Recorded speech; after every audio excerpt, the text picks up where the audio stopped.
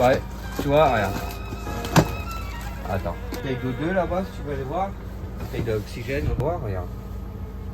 Ça, c'est, voilà, ça s'appelle un oxymètre.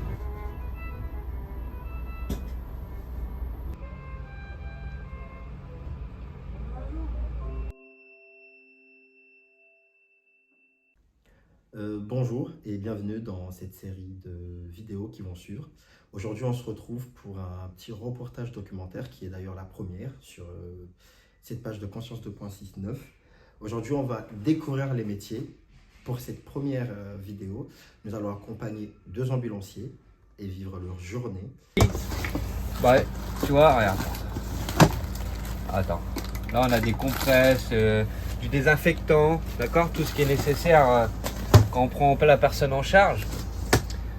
Donc là, c'est notre matériel pour ça, c'est pour la température. Tu vois, on réimprovise le véhicule, quoi. Voilà. Tout ce que tu vois ici, c'est des kits. Tu as des kits mater pour les femmes enceintes. Tu vois, ça s'appelle un chiller.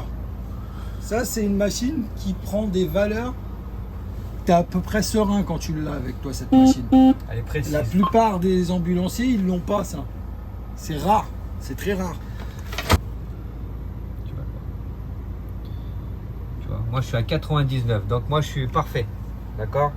Tu vois, nous, quand on passe un bilan au SAMU, comme le rôle de l'ambulancier, c'est quoi? C'est d'être les yeux du docteur. S'il faut envoyer un SMUR pour un docteur sur place, pour si ça nécessite une urgence vitale ou pas, ou est-ce que nous, on est capable de le Donc ramener c'est à l'hôpital? vous qui effectuez en quelque sorte le premier diagnostic. C'est ça. Non, le premier diagnostic, il est fait par le SAMU au téléphone. Ok. Ça, c'est le premier diagnostic qui est fait. Quand c'est un diagnostic qui est clair et précis, le docteur peut envoyer un SMUR sur place. Problème de compréhension, des fois des problèmes, juste que c'est pas des problèmes, c'est juste que la personne décrit ses symptômes, elle les décrit mal. Tu vois, donc le docteur, il peut pas faire un diagnostic clair. Tu vois ce que je veux dire? Non seulement parce qu'il comprend mal ou autre chose. Donc à ce moment-là, il envoie les pompiers ou les ambulanciers. Donc nous, on arrive sur place. Nous, système D, tu sais, on est sur place, on voit le patient, on sait s'il tire, on sait s'il nous fait un infarctus du myocarde, on sait s'il nous fait un AVC, on sait tout parce qu'on est formé pour ça. Donc on arrive sur place, on prend des constantes, etc. On passe un bilan, on l'envoie au SAMU, le docteur vérifie notre bilan, lui peut faire son diagnostic, et de là, on sait ce qu'on fait.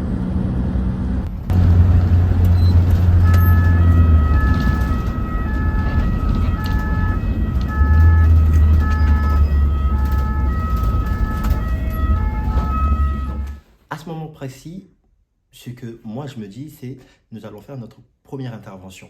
À l'idée que on avait sur les ambulances et les ambulanciers, j'allais voir que c'est complètement l'inverse. Il est normal que je me suis imaginé à une série télévisée ou à un film digne de Netflix, mais il faut croire que même un malaise peut être vital.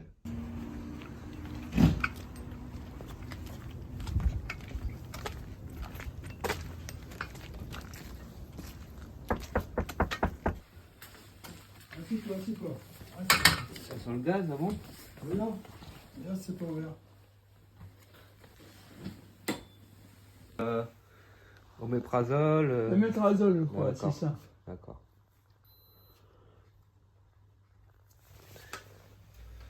J'ai 36,5 en fait. Hop. Je vous fais pas mal là? Non, ça va. D'accord. Allez.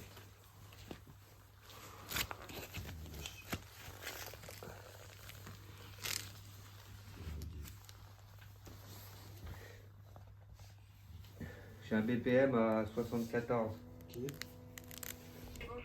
Salut, bonjour, c'est Flamand. J'espère que vous allez bien. Ça va et toi? Nickel, je te remercie, collègue. Je suis avec monsieur à Louvre, s'il te plaît. Ouais, dis-moi, je t'écoute. Voilà.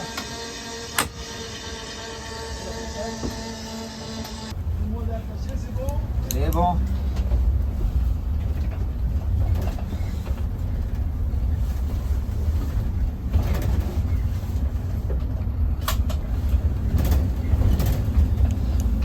Quand vous récupérez un patient une fois en intervention, Ouais, il y a toujours quelqu'un derrière avec lui. tout le temps. Il est jamais tout seul. Tout le temps, tout le temps.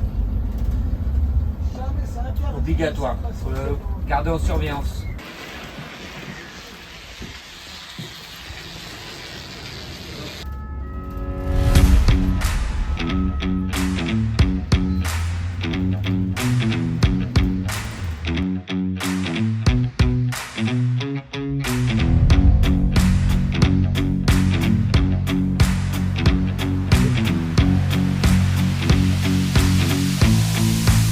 Donc je me dis, non, pardon. Je me dis, il a arrêté de manger, il a perdu du sang, il refuse de prendre son traitement. Pour moi, c'est une anecdote. Pour eux, c'est un vendredi. Donc 800 mètres. là, on repart pour une Personne blessée à domicile. personne blessée à domicile. Voilà, du tombé. D'accord.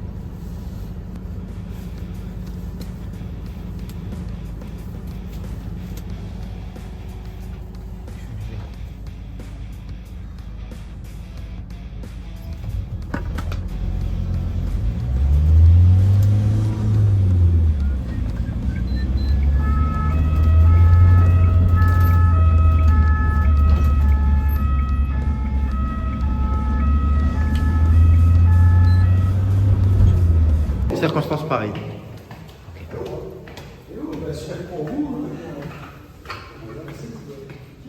Bonjour. Bonjour. Bonjour madame.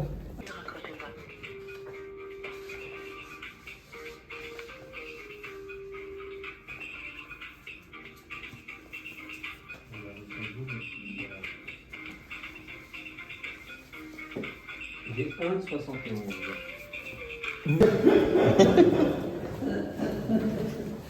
Courage, d'accord?